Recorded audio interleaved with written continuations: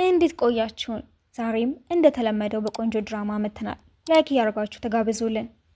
ፊልሙ ሲጀምር ጉሜን የምትባል ሴት በባስ ውስጥ እየሄደች እናያታለን። ጓደኛዋን በድምጽ ብቻ በሚደረግ የግሩፕ ውይይት እያዋራቻት እያለ በውይይቱ መካከል የምታደንቀውንና በጣም የምትወደውን ሰው ድምጽ ሰማና በጣም ትደነግጣለች። ድምጽን የሰማችው ልጅም ታዋቂ ስቱዲዮ ውስጥ ይሰራ የነበረና ሎንሽን የሚባል ልጅ ነበር። ከዛም በህልሟ ይመስላትና እንዲቀላቀላቸው እየተመኘች እያለ ይቀላቀላቸውና ትንሽ እንዳወሩ ተመልሶ ከግሩፕ ይወጣል። ከዛም ከጓደኞቿ ጋር ትገናኝና ያወራሉ። ጉሜንም እንደሱ እውነተኛ አድናቂነቷ ድምፁ ስትሰማው ብትለየውምና ከልቧ ብትወደውም ፊቱን ግን አይተው አታውቅም ነበር። እሷም እንደዚህ ታዋቂ ከመሆኑ በፊት በግሩፕ ሲሰራ ጀምሮ ታደንቀዋለች። እነሱም ሬስቶራንት ቁጭ ብለው ባልጠበቁት መንገድ አንድ ቆንጆ ወንድ ባጠገባቸው ያልፍና ከጓደኞቹ ጋር ተቀምጦ ቢያወራም የምትወደው ሎንሽን እሱ እንደሆነ ግን አላውቀችም ነበር። በቀጣዩ ቀንም ጉሜን ከጓደኛዋ የሎንሽን ስቱዲዮና ሁለት አጋሮቹ አብሯት ሊሰሩ ተስማሙ መልእክት ይገባላትና በጣም ደስ ብሏት እየሮጠች ዝግጅቱን ለማዳመጥና ለመወያየት ትሄዳለች። ደርሰው ውይይቱ ውስጥ ጀመረም። እሱም ከዛ በፊት አዋራት እሷ እንደሆነች ያስታውሳታል። ከዛን ቀን ጀምሮን በመልእክት ስለሚወዱት ምግብና አሰራር ያወራሉ። እናቷንም እሱ ቆንጆ ነው ስላላት የምግብ አሰራር ጠይቃ ትሞክረዋለች። አንድ ቀንም የጓደኛዋ ሱፐርማርኬት ሄድና ስትገዛዛ በአጋጣሚ እዛ ሎንሽንም ይመጣል። እሱም ሰው ድምፁን ሰምቶ እንዳይለየው ብሎ ባያወራም ጉሜን ግን ታየውና የምታደንቀው እሱ እንደሆነ ባታውቅም በውስጧ ቁንጅናውን እየደነቀ ታየዋለች። እሱም በሌላ ስራው ዶክተር እንደሆነ እናያለን። አንድ ቀን ማታም ጉሜንና ጓደኛዋ የላይፍ ፕሮግራም ያዘጋጃሉ። እዛም ላይ ሎንሽን ያለበት ሲሆን ስሜታቸውን በድምፅ መግለጽ የተለማመዱ እያለም ሎንሽን በጽሁፉ መሰረት እንደሚወዳት ይናገርና እሷ ግን የድራማ ልምምድ እንደሆነ ብታውቅም ትረበሽና ቀጣዩን ለመመለስ ግን የተንተባተበች ትቸግራለች። ፕሮግራሙ ካለቀ በኋላም ጓደኛዋ ድምፁ ግን ትወና አይመስልም ከልቡ እያለ ነው የሚመስለው። በቀጣይ ቀን ጠዋት ጉሜን ስትነሳ በጣም ብዙ መልእክቶችን ታገኝና ትደነግጣለች። ጓደኛም ትመጣና አካውንቷን ሚስጥራዊ እንድታረገው የነገረቻት ሲያዩትም የሆነ ሰው ሀክ ለማድረግ እየሞከረ እንደሆነ ያውቁና ቬሪፋይ ለማድረግ ይሞክራሉ። ከዛም የተወሰኑ ጓደኞቿን መርጣ ለሎንሽንም ትልክለትና እሱን ቬሪፋይ ያደርግላታል። ከዛም እሱ እኔን ስለመረጥሽኝ አመሰግናለሁ ብሎ መልእክት ይልክላትና ነገር ግን ከሷ ውለታ እንደሚፈልግ ይነግራታል። እሷም የሚፈልገውን ነገር ሁሉ እንደምታረግ መልእክት ስትልክለትም ላይቭ ላይ እሷ ማየት እንደሚፈልግ ይነግራትና ትደነግጣለች። ከዛም ኢርፎን ያደርግና በቪዲዮ ልቧ እየመታና እየፈራች ያወራሉ። ጓደኛዋም ሁኔታዋን ስታያት ትደነግጣለች። እናም ፍቅር ውስጥ ነሽ እንዴ ብላ ስትመጣባት ያወራችበትን እንዳታየው ትሸፍንባታለች።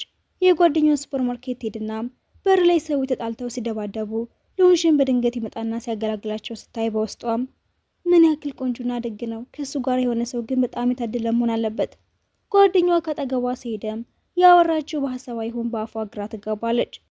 የዛን ቀን ማታም ሁለቱም ላይቭ ላይ ይገናኙና አስተያየት መስጫው ስለሷ በሚነሱ ጥያቄዎች ይሞላል። እሷም ለምን ስለሷ እንደሚጠይቁ ግራ ቢገባተም ሎንሽን ግን የሱ ላይቭ ላይ አድሚን አድርጓት እንደሆነ ይገባታል። ጉሜንም ማስረዳት ትጀምርና አስተፋራ ሀሳቧን እንድትገልጽ ያበረታታታል። ጭራሽ የሱ ስቱዲዮ መታ እንድትዘፍንና ከሱ ግሩፕ ጋር አብረው እንዲሰሩ ስጠይቃት ትደነግጣለች። ላይቭ ላይ ያሉት ሰዎች ሲንጫጩም የግሩፑ ፌስቲቫል ላይ አብረው አንድ ስራ እንደሚያቀርቡ ይናገራል። ከዛም ወዲያውኑ ወሬያቸው ወደ ምግብ አሰራር ይገባና እየቀለደች እንዴት ነው የድምፅ አክተርም ሼፍ የሚሆንከው ስትለው ይስቃል። በማግስቱም ከተኛችበት ጓደኞቿ እየጠሩ ይቀሰቅሰዋትና እናቷ የምትወደው ምግብ ሰርታላት ስታይ በጣም ደስ ይላታል። ከዛም ሰርፕራይዝ እንዳላት ይነግሯትና ልብሷን ቀይራ አንድ ላይ ይሄዳሉ። ሲደርሱም ቆንጆና የምትፈልገው ሁሉ የተሟላለት ስቱዲዮ ስታይ ማመን ያቅታታል። እየተዟዟረች አይታም ከሶስቱ ጓደኞቿ ጋር ሆነው ባንድ መሰረቱና አንድ ላይ ይለማመዳሉ። ቤት ከገባች በኋላም ስልኳን ይዛ ለሎንሽን ለመደወል ፈልጋ ስታመነታ እራሱ ደውላትና ትደነግጣለች። እየተንተባተበችም አድናቂዎች ስለኛ ያወሩ ነው፣ ስምህ እንዳይጠፋ ፈርቻለሁ።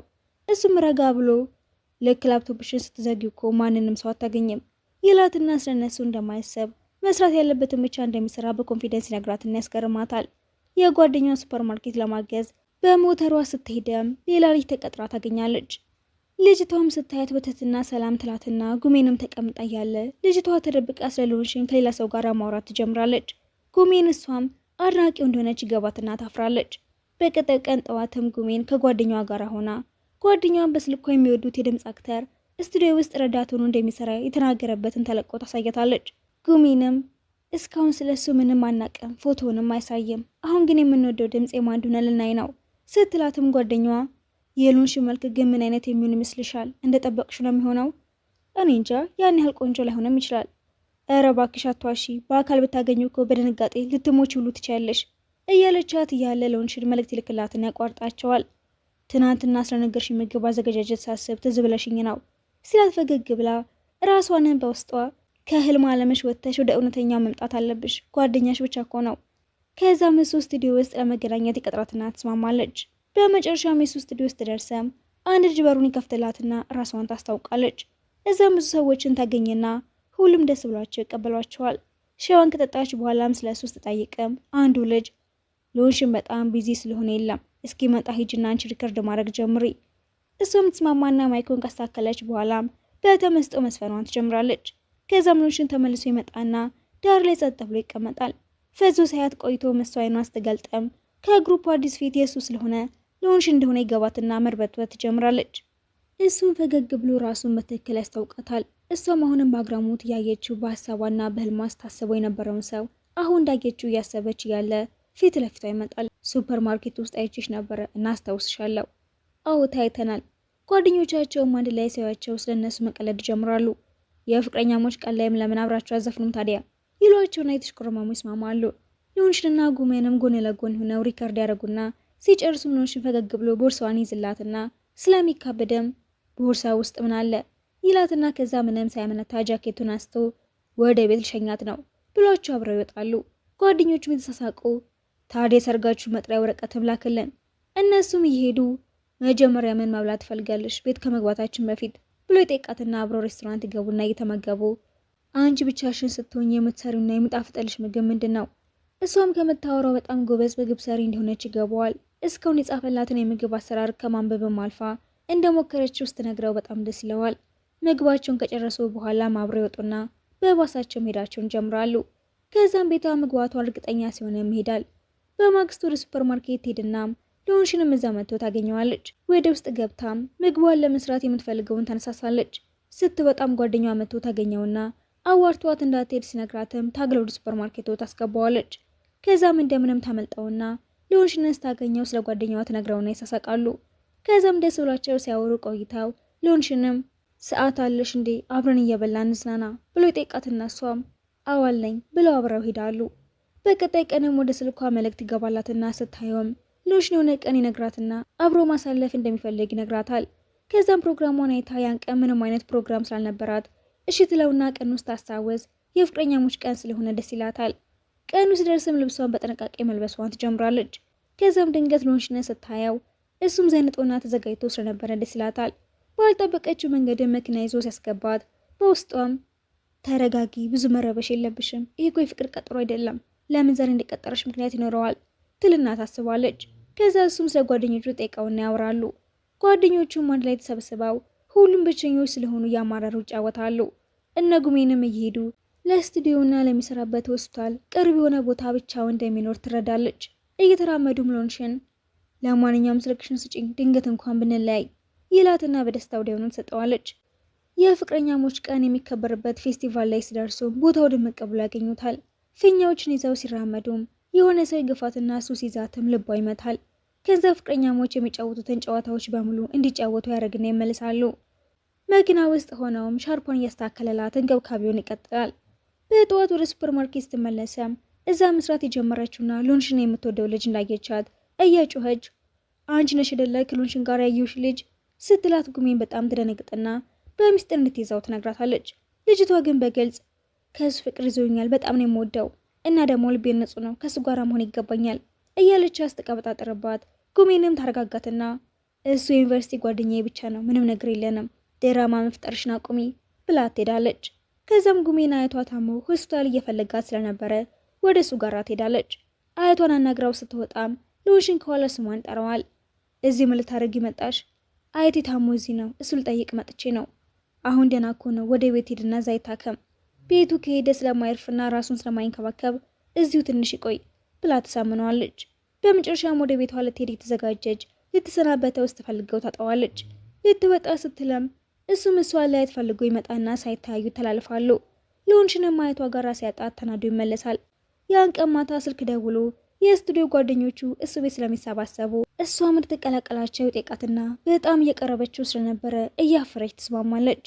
በቀጣዩ ቀን ምስኪን ሆና ትሄድና ተቀላቅላቸው ከጓደኞቹ ጋር ተሰባስበው መዝናናት ይጀምራሉ። እሷም ሎንሽንን ለመርዳት ወደ ማብሰያው ትሄድና ጓደኞቹ የሚያደርጉትን ለማየት መከታተል ይጀምራሉ። እሱም ሙሉ ኪችኑ የተጠቀመ ልክ እንደ ሼፍ አሪፍ ምግብ ያዘጋጃል። እሷም ጁስ ይዛ ትሄድና እንዲጠጣ አስጠይቀው እሱ ግን ስራ እየሰራ ስለሆነ እንደማይችል ይነግራታል። እሷም እኔ ላጠጣህ ትለውና በእጇን የጠጣ ትረዳዋለች። ወደ ስራው ተመልሶም እየሰራና እያዋራት ቆይቶ በመሀል ይዞርና ፍቅረኛ እንድትሆኝ ይፈልጋለሁ ስራ ዝም ብላ ታየዋለች። እኛ እኮ እስካሁን 2 ወይም 3 የተገናኘ ነው። ፍቅር እንደሆነ ለመረዳት ቢያንስ 20 ጊዜ መገናኘት የለብንም ትለውና አብረው ከሆኑ ጭራሽ ነገሩ እንደሚያበላሹት ፈርታ ለመወሰን ትቸግራለች። እሱ ምግብ ወደ መስራቱ ተመልሶ ጓደኛው ይመጣና ማውራት ይጀምራሉ። ኩሜን ቁጭ ብላ ያየችውም ግንኙነታቸው ቶሎ ስላደገ ደስ ብሏት እንደ ሞኝ ብቻዋን ትስቃለች። በቀጣይ ቀን ክላስ ሆና ሎንሽን የት ነሽ ብሎ መልእክት ልክላትና መልሳለት ዞር ስትል እሷ ጋር መጥቶ ታየውና ትደነግጣለች። እንዴት ነው ግን የገባኸው? ምንም ቦታ ከፈለኩኝ መግባት እችላለሁ ይላትና ሲያወሩ ቆይተው ወደ ቤት ከመሄዳቸው በፊት አብሮ ሬስቶራንት ይገቡና ደስ ብሏቸው ይበላሉ። ጨርሰው ሲወጡ እሷ ወደ ራሷ ስቱዲዮ መሄድና ማጽራት እንዳለባት ስትነግረው እኔ ማብረሽ ልምጣ ባዩ ደስ ይለኛል ሲላት ደንግጣ የግዶን እየሳቀች አብሮ ሄዳሉ። ሲደርስም ጓደኞቿ እዛው ስለነበሩ ሎንሽንን ታየውና እሱ ሎንሽን ይባላል ዶክተር ነው ብቻ ትላቸውና እንደ ጓደኛ ታስታውቃቸዋለች። ጓደኞቿም እየቀለዱ እንዴት ነው ነገሩ? በጣም ከምትወጂ ድምፅ አክተር ይልቅ እዚህ ፊታችን የቆመው ልጅ ላይ ትኩረት እያረግሽ ነው ይሏትና ቀልዳ ታልፈዋለች። ከዛም ጨርሰው ወደ ዶርማቸው እየሄዱ ለምን እሱን ማን እንደሆነ እንደደበቀቻቸው ይጠይቃትና ራስን ለአዲስ ሰዎች ማሳወቅ ስለማትወድ ነዋ። እነሱ እኮ አዲስ ሰዎች አይደሉም፣ አሁን እኔም ፍቅረኛሽ ነኝ፣ እነሱ ደግሞ ጓደኞችሽ እያለ ፈገግ ብሎ ሲያወራ ትደነግጣለች። እንደውም ከዚህ በኋላ ሙሉ ቀን እንደ ፍቅረኛ ሆነን እንድናሳልፍ ፈልጋለሁ። እናም ለጨዋታ አይደለም የቀረብኩሽ፣ ዶክተርም ሆንኩኝ የድምፅ አክተር የምሬን ነው። እሷ ብትስማማም ብዙ አድናቂዎች ስላሉት ነገሮች እንደሚከብዱባት አስባ እዛው ለመጨነቅ ትጀምራለች። ዶርማ ሆኗን በሰላም መግባቱን በመልእክት ጠይቀዋለች። ነገር ግን በቀጣዩ ቀን ስልክም ሆነ መልእክት መመለስ ያቆምና ይጠፋባታል። ምን እንደምታደርግ ግራ ገብቷት ስልኩን ስትሞክረም ጓደኞቿ ከኋላ መጥተው ስልኳን ያዩትን ያስደነግጧታል። እነሱን አሳምና ወጥታም ስትደውልለት ያነሳውና በድካም ድምፅም ትንሽ ስላመመኝ ለማረፍ ወደ ስራ አልሄድኩም ሲላት ቀጥታ ወደ እሱ ቤት ትሄዳለች። እሱም በሩን ይከፍትላትና ወደ እሱ ክፍል ገብታም እሱ መንከባከቧን ትጀምራለች። ሙቀቱ መለካትና መድኃኒት የሰጠችው ትንከባከቧለች። ነገር ግን እሱ እንድትሄድ ጠይቃትና ብቻህን ትቼ አልሄድም ስትለውም ራሴ እኮ ዶክተር ነኝ ራሴ መንከባከብ እችላለሁ ይላትና ወደ ሳሎን ተመልሳ አስጣብቀው እዛው እንቅልፍ ይወስዳታል። ስትነቃም ተመልሳ ወደ እሱ በመሄድ ሙቀቱን መለካት ትጀምራለች። ከዛም ትወድቅበትና የፀጉር ማሳዣ ልብሱን ስለያዘው ተቀራርቦ በእጁ ይዘውና እያወሩ ያለ ጓደኛው ይመጣል። እሱም በሩ ክፍት ስለነበረ ነው ዝም ብዬ ገባሁት፣ ለሌላ ጊዜ ስትቀራረቡ በሩን ብትዘጉት ጥሩ ነው ብሎ ያሳፍራቸዋል። ኩሜንም ደንግጣ ትነሳና ከልብሱ ጋር የተያያዘው ፀጉሯም ይለያያል። መሄድ እንደምትፈልግ ስትነግረውም ደህና ነሽ እያፈረችም አው ኩሜን የሚበላ ነገር ለማዘጋጀት ወደ ኪችን ስትሄደም ጓደኛም ለግዛት አብሯት ሄድና ከ2 ዓመት በፊት ስለተፈጠረና ሁሉም አድናቂዎች ስለሚያስታውሱት ነገር አንስተው ያዋራታል። ሎንሽንም ወደ ቤቷ ያሸኛትና ቻው ተባብለው ወደ ውስጥ ስትገባ የእናቷን ድምፅ ሰማለች። አባትየዋም ሰዓቱ ገና እኮ ነው ለወክን የወጣችሁ ትመጣለች ሲል ሰማውና እንዳትያዝ ቀስ ብላ ትወጣለች። ተመልሳ ወደ እሱ የሮጤት ሄድና ትንሽ መቆየት ትችላለሁ በቃ ትለውና እሱም ይቀልድባታል። በቀጣይ ቀንም ሱፐርማርኬት ገብታ እሱም ወደ ውስጥ ገብቶ ይቀመጣል። በአይኑም እሷን መከታተል ይጀምራል። ሌሎች ሴቶችን መጥተው ሲያደንቁ ስታይ ቅናቷን መቆጣጠር ያቅታታል። እሱም ሁኔታው ስለገባው እንደማይቃት ሆኖ ሄድና እንተዋወቅ ስልክሽ ልትሰጪኝ ትችያለሽ እያለ እንደ አዲስ ሰው ሲያዋራት ይገርማታል። ያሳዝናል እድሌ ነው ቆንጆ ሴት አልፈልግህም አለችኝ ብሏትም ይሄዳል። የእሱ ጓደኞችም ጉዞ ለመሄድ ያዘጋጁና እሷም አብራቸው ለመሄድ ወስና ከጓደኛዋ ጋር ሆና አብራቸው ትሄዳለች። ቦታው ላይ ሲደርሱም ስለደከማቸው ሁሉም አረፍ ብለው ይመገቡና በጀልባ እየሄዱ ሙሉ ግሩፑ ጉሜና ሎንሽን መሃል ስላለው ነገር ያወራሉ። እነሱም ፎቶ ለመነሳት ጀምሩና ጉሜን ጠጋ ብለው ትከሻው ላይ ተደግፋ ሲነሱ ጓደኞቻቸውም እያዩቸው አረ እነዚህን ማየት ራሱ ከፊልም በላይ አይደለ እንደሚያዝናናው ወዲያውም ይዘንብና ወደ ውስጥ ይገባሉ። ከዛም በኋላ ሎንሽን ሞተር ሳይክል ተከራይቶ ይጠብቃትና ሳይክል ተከራይቻለሁ አብረን እስክንሽከረከር ቸኩያለሁ ይላትና መንዳት ጀምራሉ። ሲጨርሱም ጀልባው ላይ ይወጡና የጀልባው ባለቤት አዲስ የተከፈተ ሬስቶራንት አለ እስኪ ሞክሩት ብሎ ጠቁማቸው ሄደው ይመገቡና ይመልሳሉ። በቀጣይ ቀንም ሌላ ለስራቸው የሚጠቀም ቦታ እየጎበኙ ለቀጣይ ስራቸው የድምጽ ትወና ይለማመዳሉ። በነጋታውም ሎንሽንና ጉሜን አንድ ላይ ሳለማጥመድ ሄዱና እየተቀላለዱ ሲሳሳቁ ይቆዩና ኤርፖርት ጆሮዋ ላይ ያረገ ያያቸው ያሳጥማጁም ምንም አሳ ለመያዝ ያቀዳችሁ አትመስሉም እኮ ሲልም ሎንሽን ይሄ ሰው እያለቀቀንም ስለ ስራው ብናወራ ሳይሻል አይቀርም። በቃ ለምን አብረሽኝ አትሰሪም? ታዋቂ ፕሮግራም እኮ ነው። ከአንተ ጎን መሆኔ ደግሞ ስለ ግንኙነታችን ሀሜት ያስነሳል። አትጨነቂ፣ ሰዎች ቢያወሩ ምንም ለውጥ የለውም። አንድ ጓደኛዬ ልምድ ባይኖራትም ድምጿ ግን ያምራል ብሎ ሀሳብ ሰጥቶናል ይላትና የጠመዱትን አሳ ለሰውየው ያሳዩታል። ሁሉም ሰብሰብ ብለው ሌላ ቦታ ለማየት ሄዳሉ። ሴቶቹ ሲዝናኑ ሎንሽን በሀሳብ ውስጥ ሆኖ ጓደኛው ምንድነው እንደዚህ ሀሳብህን የወሰደው? መረጋጋት፣ ማግባት እየፈለግኩ ነው። እንደዚህ ሀሳብን እየቀያየርክ ልጅቷን አታስፈራራት። ያው ግን ጥሩ ዓላማ እንዳለ አውቃለሁ። ጉዞውም ያልቅና ሁሉም ይመልሳሉ። ጉሚንም ከጓደኛዋ ጋር ላይብረሪ ተቀምጣ ጓደኛዋ ፎቶ ስንነሳ ስንበላ ስንዝናና ቆይተን አሁን እንዴት ነው ከጥናቱ ጋር የምንግባባው እያለቻት እያለ እሷ ግን ሀሳብ ውስጥ ሆና ስለነበረ ምን ሆንሽ ነው? የማላውቀው ሰው ዩኒቨርሲቲ ላይ አይታኝ አብረን እንድንሰራ ብላ ጠይቀችኝ እና ይሄ እኮ ጥሩ አጋጣሚ ነው ታዲያ ስትላት ታስብበትና ሎንሽንን ስታገኘው እንደዚህ እየወደድከኝ እኔ የበለጠ ደግሞ የምወደው ድምፅህን ስለሆነ ምን ይሰማሃል? ድምፄን ከፈለግሽ ደግሞ ጸጉሬንም መውደድ ትችያለሽ። የኔን ነገር እስከወደድሽው ድረስ ግድ አይስጠኝም። ዋናው እኔን መውደድሽ ነው ብሎ ፍቅሩን ይገልጽላታል። ጓደኛውም ሁኔታውን አይቶ በየትኛውም ሰዓት ልታገባ የተዘጋጀህ ነው የምትመስለው ብሎ ይቀልድበታል። አብረን እንስራ ያለቻት ሴትም እዛው አካባቢ እንዳለች ነግራት ጉሚን የተጠራጠረችን ቢሆን ትሄዳለች። ስታገኛትም ዶክተሯ መሆኗን ታይና ሎንሽንን ስትቀርበው ጉሚን የደብራት እንደነበረ ታስታውሳለች። ዶክተሯም ሎንሽና እኔ ዘመዶች ነን፣ ለሰው ላለመናገር ተስማምተን ነው ትላትና እሱም መጥቶ ይቀላቀላቸዋል። ወጥተው ሊሄዱ ሲሉም እናቷን አይታ በድንጋጤ ደርቃ ትቀራለች። አንድ ላይ ተቀመጠውም ሎንሽን ራሱን ያስተዋውቅና ጉሚንን ላገባት ነው የሚፈልገው ብሎ ሀሳቡን ይናገርና ሁሉም ደስ ይላቸዋል። በቀጣይም ጉሚን ሱፐርማርኬት ሆና በጣም ኃይለኛ ዝናብ መዝነብ ይጀምራል። ሎንሽንም ስራውን ጨርሶ ዝናቡ ኃይለኛ ስለሆነ እዛው ትኩስ ነገር እየጠጣ ለጉሚን ስደውልላት እቤት ነኝ ብትለውም ቤት አለመሆኗን ስለጠረጠረ እዛው አካባቢ ላለ ጓደኛው ሳታስደነግጣት ሂድና ኮት ነገር ስጣት ብሎ መልእክት ሲልክለት ጓደኛውም ኧረ ኃይለኛ ዝናብ አለ እንዴት ነው የምወጣው? አይ እንግዲህ ሂድና ስጣት አልኩህ እኮ። ጓደኛውም እንደተባለ ወደ እሷ ይሄዳል። ደህና ነሽ አይደለ? ያሎንሽን ነው በዚህ ዝናብ እንድመጣ ያደረገኝ፣ ቆይ አለቀውም ብሏት ትሄዳል። እሷም ለሎንሽን ትደውላትና በቃ ሰዋሽ ሁሌም ታቅብኛለህ አይደለ? ምንም ሳትናገሪ ነው የምረዳሽ።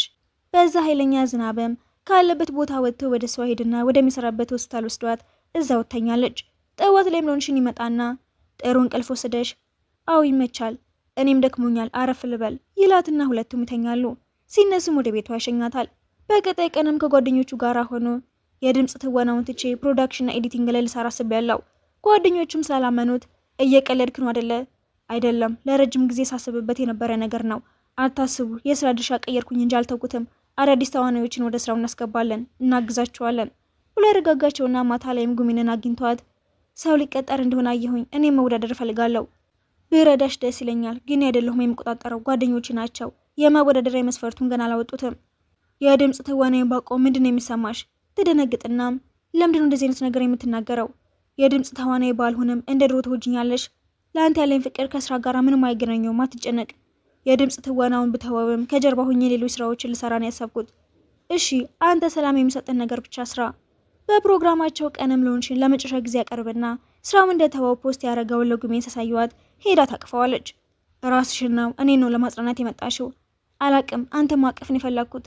በሌላ ቀንም ቤተሰቧን ለመተዋወቅ ብዙ ስጦታዎችን ይዞ ሄድና ተዋውቃቸውም ምግብ ከበሉ በኋላ እጅ ለእጅ ተያይዘው ወደ ሱፐርማርኬት ሄዳሉ። ለምታደንቀው ልጅም የድምጽ ተዋናዩና ዶክተሩም እሱ እንደሆነ ሲነግሯት ትደነግጣለች። ከጉሜን ጋራም ፍቅረኛሞች እንደሆኑ ስታገኝ ደስ ይላታል። እነሱም ከጓደኞቻቸው ጋር ጉዞ ሄደው ሎንሽንም ከስቱዲዮ አጠገብ አፓርትመንት ገዝቻለሁ፣ እቃዎቹን አሟልቼ ሰርፕራይዝ ላደርግሽ አስቤ ነበረ፣ ግን የቤቱ መቤት ራሷ እቃዎቹን ትምረጥ ብዬ ታውኩት። የምርህን ነው? ቤታችን ነው።